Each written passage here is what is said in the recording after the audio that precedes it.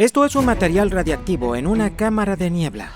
Esas líneas blancas son las estelas de vapor de las partículas alfa que salen disparadas de la muestra al 5% de la velocidad de la luz. Pero Einstein notó una contradicción. Si la mecánica cuántica está en lo cierto, estas partículas no deberían viajar en línea recta. Sus ondas deberían propagarse esféricamente en todas direcciones. Esta contradicción se llama el problema de Mott. Les voy a enseñar cómo la solución a este problema desafía nuestra idea de la realidad. En 1927, algunos de los científicos más brillantes de la historia se reunieron en Bruselas en la quinta conferencia Solvay sobre física. Esta conferencia marcaría para siempre nuestro entendimiento de la realidad. Pero hagamos una pausa aquí para apreciar una foto.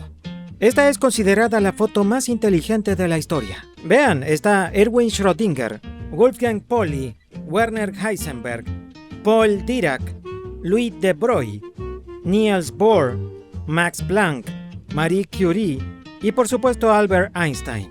Durante esta conferencia, Einstein argumentó repetidamente que la mecánica cuántica no podía ser la verdad definitiva. Se negaba a creer que la naturaleza fuera aleatoria. Más tarde esto se resumiría con una frase atribuida a él que dice: Dios no juega a los dados con el universo. Pero Einstein también planteó un problema menos conocido durante esta reunión. Einstein describió un átomo radiactivo que emitía una partícula alfa dentro de una cámara de niebla. Según la mecánica cuántica, la función de onda de las partículas alfa debería propagarse por igual en todas las direcciones, formando una esfera perfecta. Pero al observarla, no se ve una esfera de gotas, sino una única línea recta. Y Einstein cuestionó cómo puede reconciliarse aquí la naturaleza corpuscular del fenómeno con la representación mediante ondas. Básicamente dijo, ¿por qué vemos líneas rectas cuando todo en la teoría es una onda esférica? Esta pregunta no se respondería adecuadamente durante años y ahora se conoce como el problema de Mott. Está presente en todos lados, de hecho. Cada vez que se captura una partícula, se ve como una estela o una línea, nunca como una onda difuminada. Por ejemplo, vean qué sucede cuando se inyecta gas radón radioactivo en una cámara de niebla. Si las funciones de onda de las partículas alfa son todas esféricas, ¿por qué no se llena de neblina toda la cámara de niebla? ¿Por qué vemos estas líneas rectas tan marcadas por todas partes cuando se introduce el gas? Una partícula alfa es básicamente un núcleo de helio, 2 protones y 2 neutrones unidos. Antes de que sea emitida, queda atrapada dentro del núcleo de un átomo más grande por un potencial nuclear. Adentro se comporta como una onda estacionaria confinada por el potencial, pero ocasionalmente atraviesa la barrera y se escapa. Si constantemente nos fijáramos dónde estuvo, en general la encontraríamos dentro del núcleo, pero cada tanto la encontraríamos fuera del núcleo. Y cuando se escapa, su función de onda se convierte en una onda esférica viajera que se expande hacia afuera en todas direcciones. Y como el núcleo es casi perfectamente esférico, no hay una dirección preferida, por lo que las ondas emitidas se propagan por igual hacia todos lados. Y aquí radica el problema. En realidad no vemos las partículas alfa activando la niebla de la cámara de niebla en una esfera alrededor de la fuente. Las vemos dispararse en línea recta. ¿Pero por qué? Bueno, un físico brillante llamado Neville Mott se dedicó a resolver este problema. 2 años después de que Einstein planteara la pregunta, publicó un artículo llamado La mecánica ondulatoria de las trayectorias del rayo alfa. En este artículo dijo que la discrepancia proviene del hecho de que estamos viendo la función de onda de la partícula alfa como si fuera la única función de onda existente. Sin embargo, en realidad hay otros átomos en la cámara que también tienen sus propias funciones de onda esféricas que interactúan cuánticamente con la partícula alfa, y juntos forman una única función de onda entrelazada. Dado que las matemáticas eran muy intensas y esto fue mucho antes de cualquier simulación por computadora, Mott tomó solo 2 átomos más la partícula alfa. En esta nueva función de onda encontró algo sorprendente. La probabilidad ya no se propagaba uniformemente. Algunas regiones de la esfera eran incluso más probables que otras. Más tarde los científicos descubrieron que cuantos más átomos se añaden a la mezcla, más definidas son estas áreas. Entonces la función de onda se vuelve rayada. Hay rayas de probabilidad casi nula y rayas de mayor probabilidad. Al sumar muchas funciones de onda, se termina con rayas clásicas y no con probabilidades distribuidas uniformemente. Esto respondió a la pregunta de por qué siempre vemos rayas claras de partículas, porque siempre están interactuando con su entorno.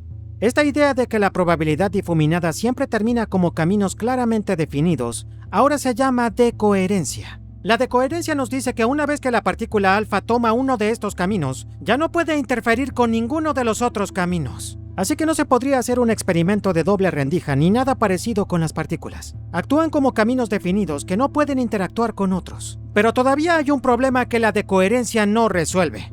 Les enseñé que al sumar todas las funciones de onda de todos los átomos en el ambiente junto con la partícula alfa, se obtiene una función de onda con rayas, áreas de alta y baja probabilidad. Pero aún hay muchas de estas rayas para una sola partícula alfa. De hecho, la función de onda totalmente decoherente no elige un solo camino. Predice un número infinito de posibles rastros en línea recta, igualmente probables en todas direcciones. ¿Pero qué camino toma? Bueno, la decoherencia no puede decirnos eso. De hecho, nada puede decírnoslo. Cualquier dirección es igualmente probable.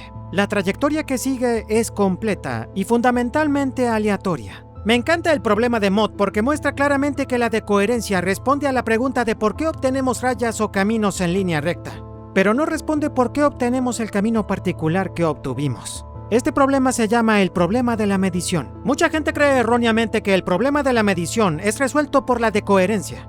Pero la idea original de Einstein sigue vigente. ¿Juega Dios a los dados? ¿Es nuestro universo fundamentalmente aleatorio? ¿O hay alguna variable metafísica oculta que aún tenemos que encontrar y que decide el camino de la función de onda decoherente? No lo sé.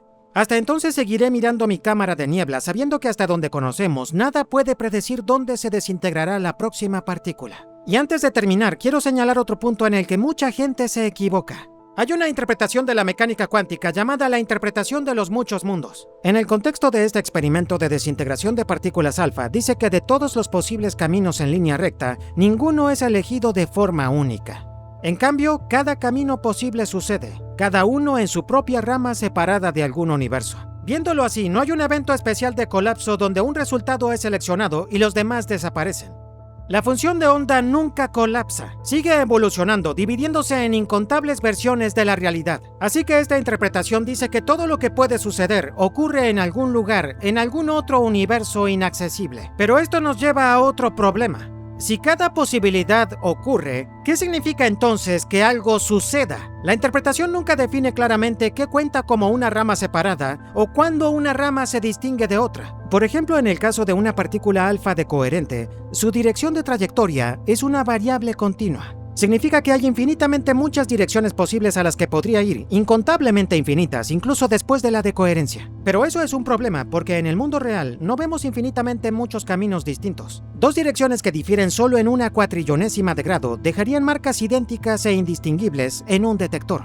Así que la decoherencia no arregla esto, solo nos dice cuándo los caminos dejan de interferir, no cuándo se convierten en universos separados. Y además no hay una regla clara en la interpretación de los muchos mundos sobre cuándo dos resultados casi idénticos cuentan como mundos diferentes. Esto se conoce como el problema de la base preferente. Así que decir que hay infinitos universos no resuelve el problema, sino que lo esconde detrás del infinito. Reemplaza un misterio. ¿Por qué este resultado? Con uno mayor. ¿Por qué hay infinitos resultados que nunca podremos definir o detectar? La interpretación de los muchos mundos evita el problema del colapso, pero no resuelve el misterio de por qué nuestro universo obtiene ese resultado, que era la pregunta original para empezar. Y el teorema lo hace a costa de introducir un número infinito de universos cuya existencia nunca podría probarse igualmente. Tengan mucho cuidado al usar la interpretación de los muchos mundos para resolver el mayor misterio de la mecánica cuántica. Gracias por ver otro episodio de The Action Lab. Si aún no están suscriptos, recuerden hacer clic en suscribirse y nos vemos pronto.